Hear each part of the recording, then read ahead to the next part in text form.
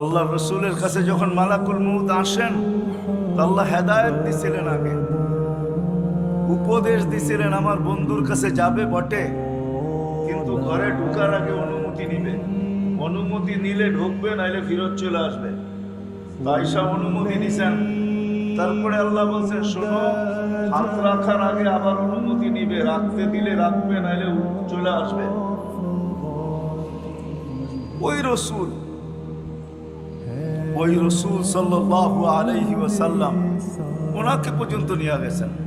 ওনার আজকে মৃত্যুর সম্বন্ধে কোনো ধারণা নাই।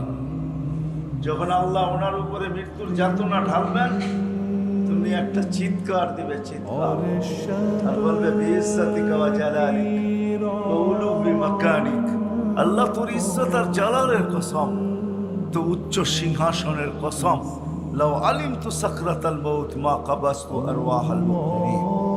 মৃত্যু সম্বন্ধে যদি কিঞ্চিত ধারণা আমার থাকতো, কোনো মুমিন মুসলমানকে আমি এরকম কষ্ট নিয়ে আসতাম।